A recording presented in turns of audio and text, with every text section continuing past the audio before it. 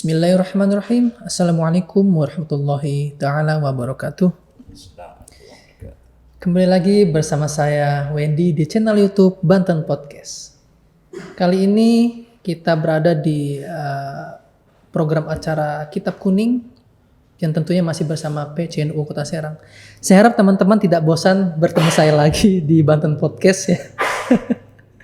Dan saya di sini sudah kedatangan tamu yang mungkin menarik sekali nih dari pakaiannya, dari tampilannya. Beliau adalah Ustadz Muslih. Assalamualaikum Ustadz. Waalaikumsalam warahmatullahi wabarakatuh. Gimana Ustadz kabarnya Ustadz? Alhamdulillah. Alhamdulillah. Berarti ini udah yang kedua kalinya Ustadz ya podcast ya? Podcast yang kedua kali. Kedua kalinya. Waktu itu tentang pernikahan. Tentang pernikahan. Waktu itu masih program acara Bincang Santri Salafiyah kalau nggak salah Ustadz ya. Gimana Ustadz, masih deg-degan gak sekarang? Alhamdulillah sekarang udah rileks. Udah terbiasa lah. Saya yang deg-degan nih. Begini. Saya yang deg-degan nih. Gak apa-apa.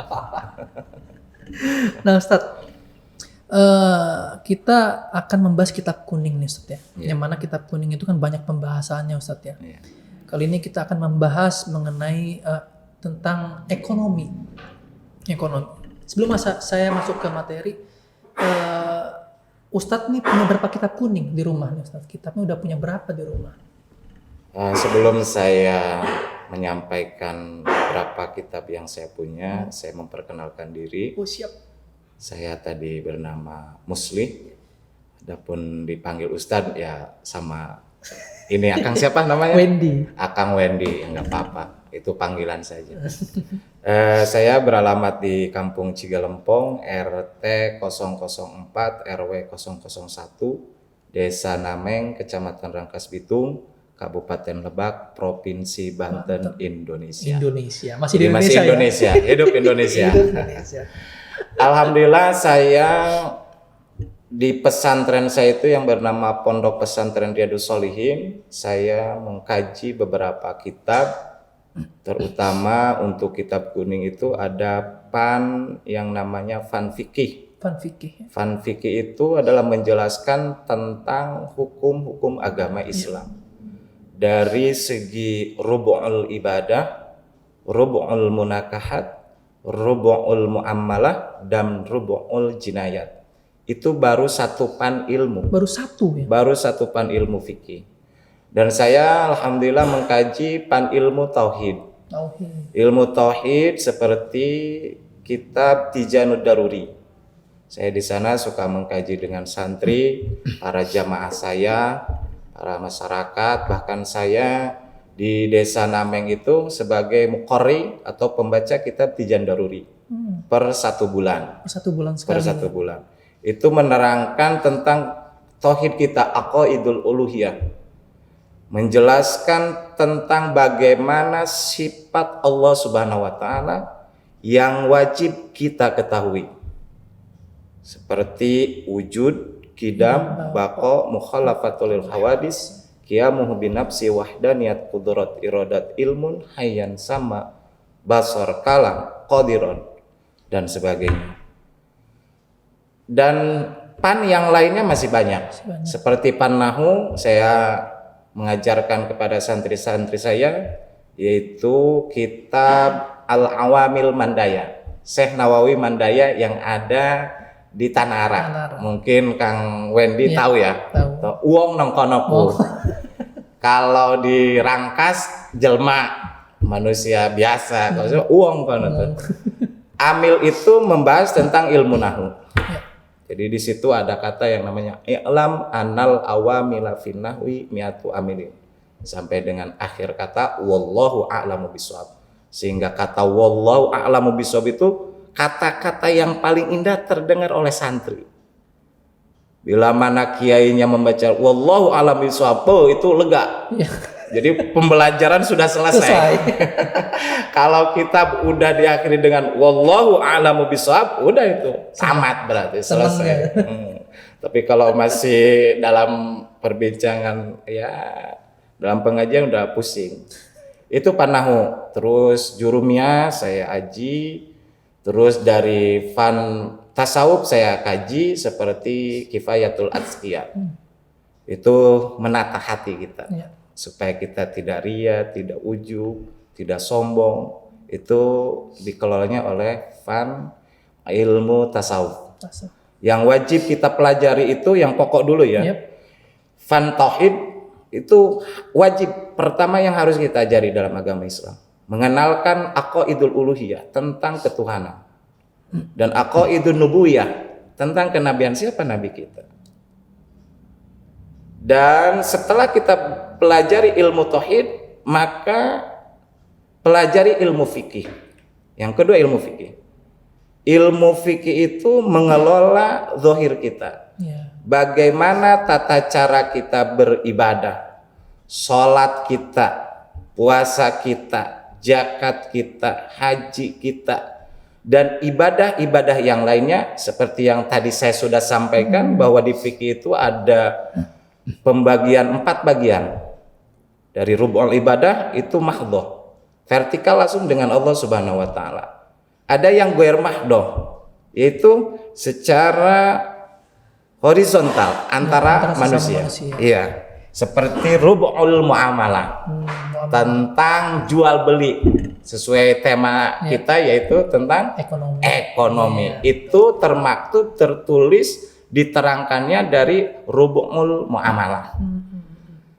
Yang ketiga rub'ul munakahat, tata cara kita berumah tangga. Sehingga di dalam fikih itu bagaimana caranya seorang laki-laki dan perempuan yang bukan mahram ingin berhubungan, maka diaturlah dengan rub'ul munakahat tersebut. Seperti yang dulu saya pernah sampaikan di dalam podcast pertama. Sebenarnya panjang itu kalau dibahas. Ada bab poligami karena pro dan kontranya nggak berani orang podcast ini. Ya udahlah saya lewat aja. Jadi nggak cukup sehari sebenarnya. Dan yang terakhir ada rub'ul jinayat, itu tentang hukum pidana.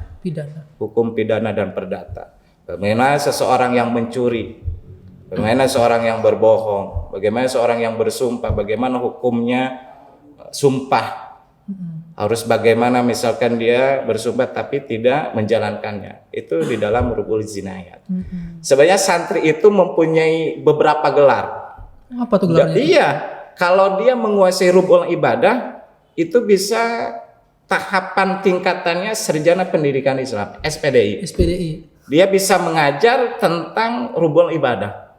Bagaimana caranya puasa. Dan dia kalau menguasai tentang rub'ul muamalah, dia akan secara gelar duniawinya sarjana ekonomi Islam. Dan dia bila mana menguasai tentang rub'ul munakahat, berarti dia mempunyai gelar sarjana hukum Islam. Menarik. Iya dong. Justru santri itu semua gelar ada. Mau jadi sarjana pendidikan Islam is okay. Mau jadi sarjana hukum okay. Mau jadi sarjana ekonomi ya apalagi, itu kehidupan kita. Santri itu belajar dari kitab-kitab kuning tersebut. Sehingga bagaimana mengaplikasikannya dalam kehidupan kita. Itu saja pengamalannya. Luar biasa. Nah, Ustaz sendiri nih, balik lagi pertanyaan saya tadi. Ya, Ustaz udah punya berapa kitab di rumah? Dari fan fikih, 1 kitab Safinatun Najah, karangan Syekh Nawawi Tanara. Dan Riyadul Badi'ah. Berapa tuh? 2. Itu sama karangan Syekh Nawawi Tanara. Bahjatul Wasail sama karangan Syekh Nawawi Tanara. Luar negerinya kitab Fathul Mu'in, Fathul Wahhab, Tuhfatul Muhtaj. Banyak kitab-kitabnya. Al-Iqna. Seluruh kitab-kitab fan fikih insyaallah 30% saya punya. 30% luar 30% saya punya untuk fan fikih. Yang kecil-kecil terutama baru fikih itu. Itu terutama karangan ulama kita yaitu Syekh Nawawi Al-Bantani ini. Yang seperti ada di foto. Karena beliau itu mempunyai gelar Ulamul Hijaz. Dalam kurun waktu 1300 Hijriah. Sekarang kan 1443 Hijriah. Sebentar lagi tahun baru. harusnya kita suasananya baru. Bang Denny, kalau Bang Denny misalkan Kang Wendy ya, Kang Wendy sekarang masih jomblo gitu, seharusnya nanti kalau 1440 Hijriah belum menikah, berarti itu jomblo abadi gitu namanya. Jomblo abadi itu, kayaknya harus diresapel lagi itu namanya. Tadi kaget begitu kenalan, masa belum menikah, tampangnya kayak bapak-bapak, ternyata masih single. Jadi untuk warga podcast Banten yang mau mencalonkan, monggo Kang Wendy siap ya. Kalau nggak sama Kang Wendy, sama saya, insya Allah saya siap. Masih juga belum kan? Alhamdulillah istri baru 1. Oh baru 1. Anak ada 2. Jadi jatah masih 3. Apanya yang 3 nih, anaknya apanya nih? Jatah saya, jatah istri. Jadi istri itu kan istri itu 3. Oh, iya. Kalau 1 iswan, kalau 2 istu.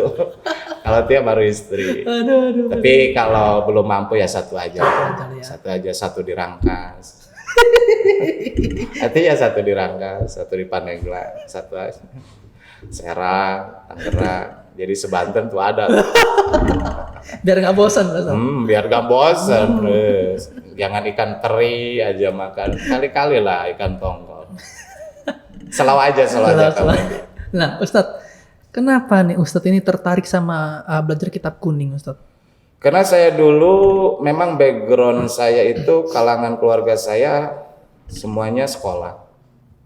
Bapak saya seorang dokter. Kalau dulu itu belum ada dokter, namanya mantri. Jadi mantri itu hanya punya keahlian tapi pendidikannya nggak ada. Gitu. Tapi bisa menyuntik, ngasih obat, gitu. Sembuh orang. Ya dari background pendidikan itu, maka saya dulu disekolahkan di sekolah dasar Nameng 01. Jadi sekolah dasar 1 Desa Nameng, SDN 1 Nameng. Di lokasi di Desa Nameng itu. Dari tahun 1990. Jadi saya lahir 1985, berarti masuk SD 1990 baru 5 tahun saya udah masuk. Kalau sekarang nggak boleh. Harus 7 tahun 8 tahun kan SD. Benar. 1990 saya masuk SD, di situ di SDN 1 Nameng 6 tahun sampai 1996. Dari 1996 ayah saya memondokkan saya ke Pondok Pesantren Terus Pandeglang. Waktu itu yang diasuh oleh almarhum almaghfurlah Mama Kiai Haji Hasim. Di situ saya pondok selama 3 tahun. Dari 96 sampai 99. Kalau nggak percaya tanyain aja lah ke sana. Jadi data saya ada di sana di Turus. Dan begitu saya di Turus selama 3 tahun, saya ingin mondok khusus salafi, mengkaji, mendalami ilmu kitab kuning, karena di Turus itu dengan sekolah gitu ya, MTS sambil, tapi fokus dalam pembelajaran agama. Cuman saya ingin 100% belajar kitab kuning. Maka ayah saya memilih tahun 1999 saya dipondokkan di Pondok Pesantren Al-Wardayani Sukabumi. Jadi 15 tahun saya masuk Pondok Pesantren Al-Wardayani. Ternyata di sana pendidikannya udah tingkat dewa. Kalau kata sekarang mau udah fakultas di sana. Apa yang dikajinya? Karena Fanbayan, Ma'ani, Mantek di situ udah bukan nahu sorof lagi. Jadi belajar ilmu balaghah, tata cara kita berbicara bagaimana, cara kita bermunadharah bagaimana, berdebat bagaimana, itu diajarkan di Pondok Pesantren Al-Wardayani Sukabumi. Pimpinan almarhum almaghfurlah Syekh Kiai Haji A.A. Sofiullah, Badrus Sofiullah, dan dibantu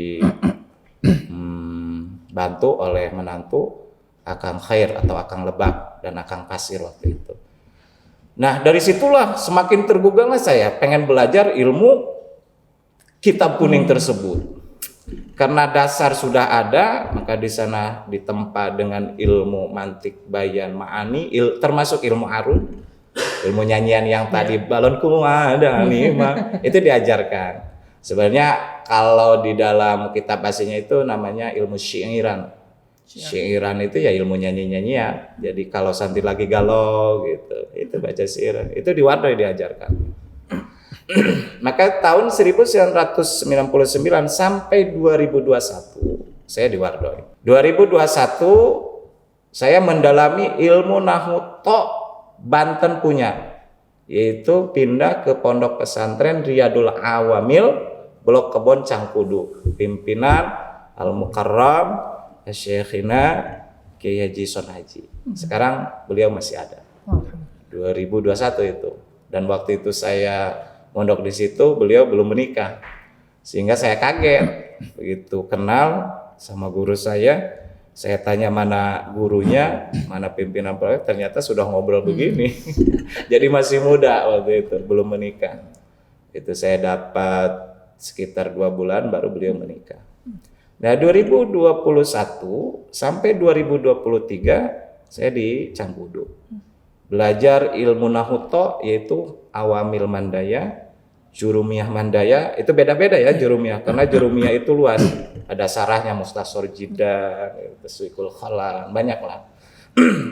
Terus Elal ngasal itu di Cangkudu.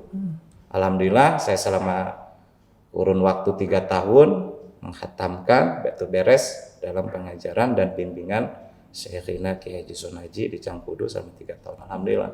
Jadi bisalah narkib mah gitu. Iklam, Burhan Sirah, Ilam Kalimah Fil Amar itu diajarkan di Cangkudu. Bismillahi bahuruf jarismi majrur kudu jara majarna kasrodohir. Itu hanya Banten yang punya loh. Luar biasa ya. Kenapa? Karena pengalaman saya di Jawa nggak diajarkan awamil itu. Jadi kalau pengen bisa amil, orang Indonesia Nusantara adanya di Banten. Gitu. Oke, Ustadz, sebenarnya ada kaitan nggak sih tentang ekonomi terhadap kitab kuning ini, ada nggak sih Ustadz? Nah, tadi pembicaraan saya kan belum selesai, masih panjang. Ini singkatnya aja, dari 2023 setelah itu saya mengalih ke Caringin. Caringin Cisoka, pengasuhnya yaitu almarhum almarhumah Abah Haji Yusuf bin Said Caringin. Nah, disitulah saya bisa menggambarkan dan belajar tentang keislaman fan fikih. Nama kitabnya Fathul Mu'in, karangan Syekh Jainuddin Al-Malibari. Dan di sana juga diajarkan syarahnya, yaitu kitab I'anatul Thalibin. Cuman disarankan sama guru saya, Al-Matan Afdhalu minas Sarah. Jadi matan itu lebih utama daripada sarah. Bukan mantan ya, matan. Nah, disitulah di dalam kitab Fathul Mu'in karangan Syekh Jainuddin Al-Malibari itulah, di situ ada namanya Rubu'ul Mu'amalah. Dan konsep Rubu'ul Mu'amalah adalah tentang ekonomi Islam. Ada di situ babul bai'. Bab menerangkan tentang jual beli. Alhamdulillah saya di situ dari 2023 sampai 2027-an. 2027 sampai keluar. Alhamdulillah absoh gitu. Jadi khatam. Alhamdulillah. Dikit-dikit lah. Lah Ustadz, saya ingin bertanya nih. Anggap aja saya santri Ustadz. Oh iya, siap. Saya ingin bertanya ke Ustadz. Siap, tenang. Apa sih yang contohnya Ustadz ya, contohnya nih. Saya punya anak Ustadz.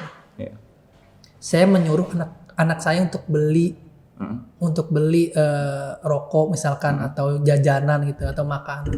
Itu dalam ilmu itu sah nggak sih Ustadz, hukum anaknya jual beli? Umurnya berapa di bawah dulu? Umur lah misalkan. Tamyiz belum. Tamyiz itu takul watasrob watalbas, udah bisa minum, bisa makan sendiri. Udah bisa. Ya sekitar umur 7 tahun ya. Kalau tamyiz sah. Sah ya Ustadz ya. Kalau di bawah itu berarti belum sah. Kalau belum tamyiz aja, belum bisa memberikan, belum bisa makan mandiri lah. Belum bisa makan mandi sendiri, belum bisa. Tapi secara ittifaknya harus balik. Itu baru benar-benar mungkin sah ya. Udah nggak ada ikhtilaf lagi. Karena kan kalau kita nyuruh anak kecil kan takutnya kan disalahgunakan Ustadz ya. Takut nanti kembalinya kurang atau jadi, apa gitu. Bahasanya hanya menyampaikan saja si anak tersebut. Jadi apa ya? Karena disebut wakil bukan gitu. Ya ganti uang ke makanan aja. Iya. Tapi sah ada yang sah ya. Yang penting tamyiz minimal. Ya itu tadi ya bisa makan sendiri ya kan Ustadz ya. Dan mungkin kalau misalkan anak kecil mungkin ya gitu belum ada pikiran penting kalau disuruh ya disuruh aja gitu Ustadz ya. Takutnya Misalnya gunakan disuruh beli odol gitu, apa beli apa jadi suruh beli rokok, beli makanan. malah nambah-nambah. Itu berarti belum tamyiz namanya. Belum bisa membedakan. Iya. Yang bisa membedakan kalau dia disuruh beli rokok, rokok yang dia beli. Beli samara, kalau bahasa Sundanya membeli cabai, beli cabai. Berarti udah tamyiz membedakan. Jangan gini, beli cabai yang datang bawang, berarti belum tamyiz. Atau beli beras yang datang ikan asin, gitu. Berarti belum bisa membedakan mana beras, mana ikan asin. Ya Ustadz, kalau kita melihat ini Ustadz ya, melihat situasi sekarang gitu ya, di Indonesia khususnya. Mengapa sih ekonomi Islam itu, khususnya ekonomi Islam ini belum bisa diterapkan di Indonesia Ustadz? Sebenarnya ekonomi itu luas ya, karena mencakup kehidupan. Jadi termasuk sembako ya, 9 bahan pokok. Iya termasuk jual beli yang khusus lah gitu. Seperti kita beli beras, beli ikan. Sebenarnya konsepnya udah bagus secara hukum Islam.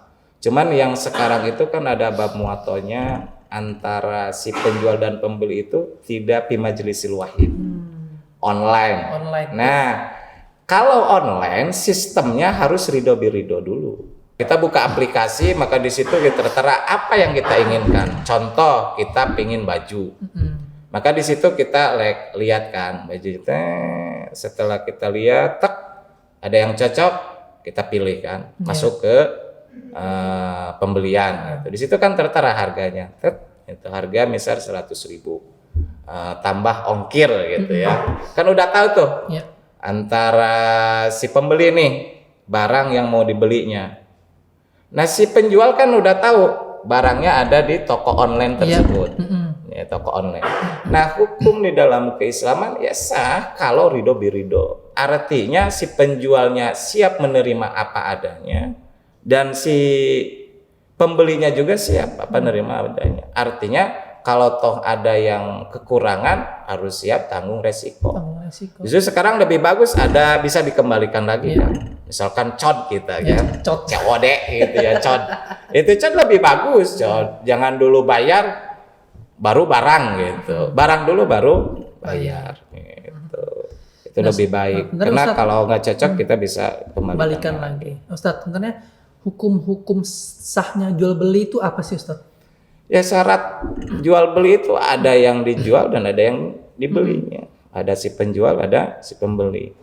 Cuman dalam jual beli itu harus ada ridho biridonya. Ya tadi itu ya Ustaz.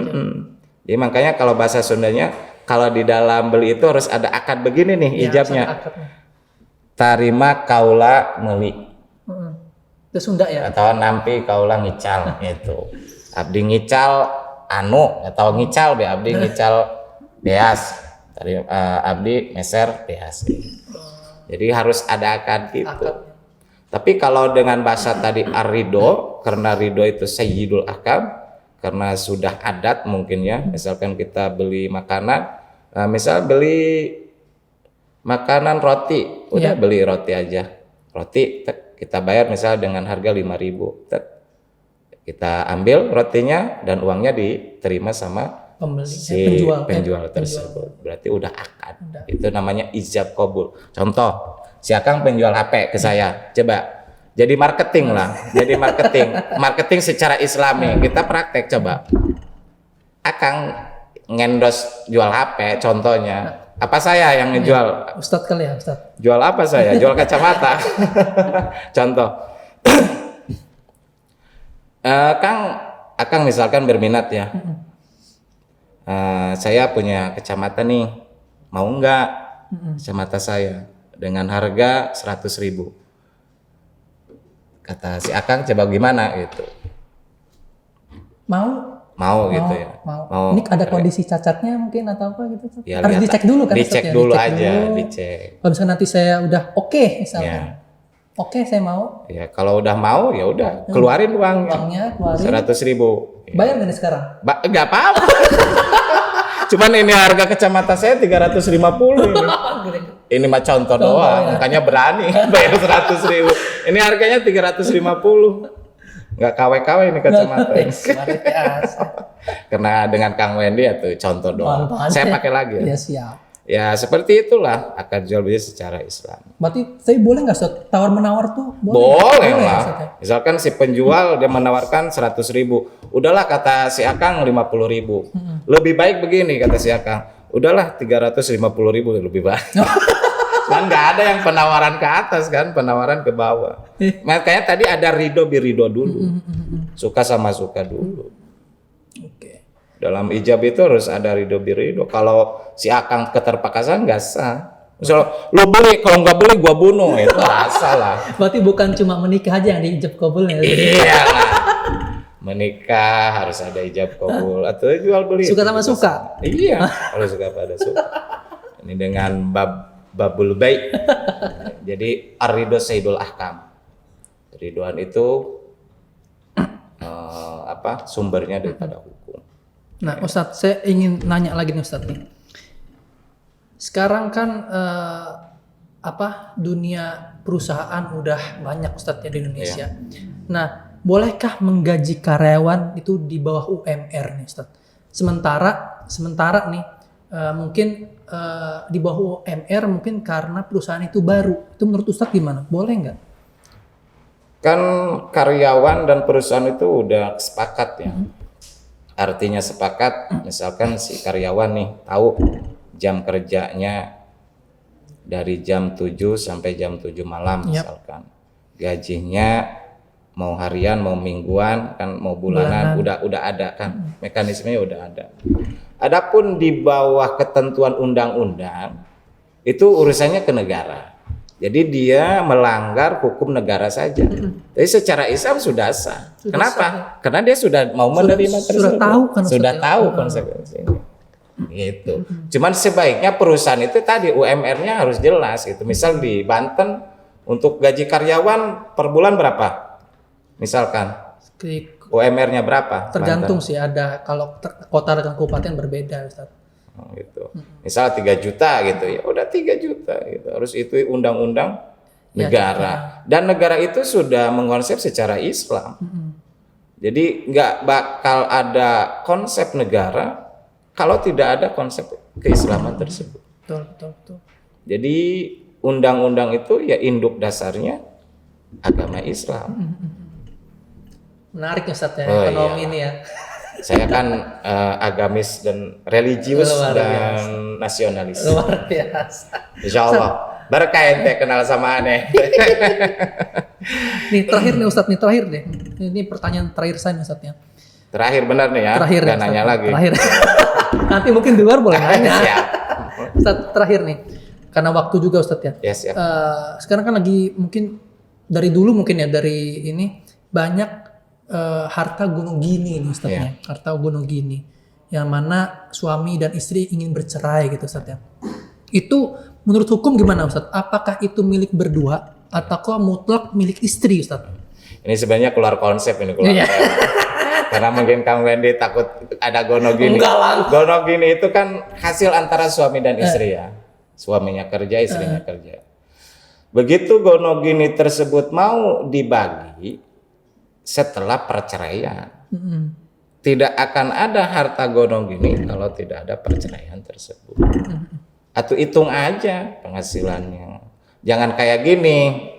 Misalkan diserang nih, suaminya gitu ya kerja, istrinya kerja. Begitu cerai sama suaminya diambil semuanya, sama istrinya diambil, enggak. Itu nggak bisa Ustaz gitu ya? Nggak bisa, ada presentasinya, ya? ada presentasinya. Sekarang undang-undangnya jelas, agama sudah diatur di undang-undang sudah jelas. Jadi kalau pengen gono gini tersebut, secara Islami kan ada pengadilan agama. Kalau nggak pengadilan ya ke tokoh-tokoh masyarakat di situ. Bagaimana gitu cara pembagiannya. Kayak waris-waris itu. Karena ada pembagian waris berapa persennya untuk laki-laki berapa. Jangan gini disamaratakan aja. Nggak bisa gono gini samaratakan. Misalkan punya penghasilan 100 juta misalkan. Dari sekian tahun gitu dikumpulin semua harta kekayaannya. miliaran. 1 miliar lah contohnya. Itu percayaan dibagi 2 nggak bisa. Ada presentasinya. Iya. Ini punten Ya, Ustaz tapi kalau misalkan pengen salse, cek orang Sunda tema yang gerak beres gitunya, atau yang penting ridho aja. Ridho aja Ustaz. Ridho. Ikhlas. Ikhlas itu yang mahal itu. Jadi kita hanya bisa mengucap, tapi tidak bisa mengaplikasikannya. Ini nggak apa Ustaz ya, agak melenceng sedikit karena ini mungkin sebagai Terakhir kan? Iya, maksudnya sebagai informasi juga Ustaz. Siap. Informasi juga untuk teman-teman Banten Podcast juga nih terkait harta gunung gini tuh begini penyelesaiannya. Iya betul. Jadi punten kalau agak menyimpang nih Ustaz. Oh nggak apa-apa. Apa sih yang nggak buat Kang Wendy? Bonus buat Kang Wendy mah. Okay. Jadi jadilah santri, jadilah orang mukmin. Jadilah orang mukmin, jadilah orang santri, jadilah mukmin yang religius. Luar biasa. Yang beragamis, nasionalis, religius. Luar biasa. Hidup Indonesia. Hidup Indonesia. Jadi jangan kita fanatik. Itu artinya fanatik. Oh ini haram, itu haram. Padahal di dalam fikih itu perbedaan itu udah biasa. Al-ikhtilafur rahmah. Jadi perbedaan itu adalah rahmah. Luar biasa. Jadi tidak akan ada kenyamanan dalam kehidupan kita kalau masih ada perbedaan. Tapi kalau kita toleran, insya Allah. Betul. Ini kan PCNU Kota Serang kan yang mengadakan di dalam NU itu yang namanya tawasud toleransi. Di dalam NU sudah diatur. Insya Allah NU Jaya berkah. Saya di Lebak, alhamdulillah sebagai wakil Rois Surya. Luar biasa. MWCNU Kecamatan Rangkas Bitung. Insya Allah berkah ente. MWC berkah, PCNU Kota Serang berkah. Dan kita niatkan khidmah dari NU. Ya, mungkin itu. Ustadz Muslih sebelumnya. Siap. Wendy terima kasih nih Ustadz. Oh, udah memberikan sama-sama. informasi yang sangat luar biasa terkait ekonomi nih Ustadz. Di kitab kuning. Sebenarnya masih banyak pembahasan Ustadz. Oh banyak masih lah. Banyak, ya. Gak bakal selesai per jam per menit. Harus mengkaji. Saya mesantren berarti 15 tahun. Dari tahun 90 tadi. Iya, luar biasa. 90 saya SD gitu, 96. Ya dari 96 sampai 2008, jadi terakhir 2008 nikah. Sebenarnya riwayat saya masih panjang. Benar. Jadi kalau mau ketemu lagi, mau pembahasan lagi ya ketemu lagi. Siap. Bersilaturahmi. Walaupun bukan di podcast Banten. Kita Nuhun Ustadz ya. kopdar. Nuhun Ustadz ya. Siap, sama-sama. Saya juga terima kasih kepada podcast Banten yang telah berkenan lah. Karena tadi mungkin melihatnya tidak meyakinkan, setelah bersetelan meyakinkan, insya Allah berkah. Oke, teman-teman Banten Podcast, sekian pembahasan kita terkait kajian kitab kuning. Sampai bertemu lagi di episode lainnya. Assalamualaikum warahmatullahi wabarakatuh. Waalaikumsalam warahmatullahi wabarakatuh. Siap.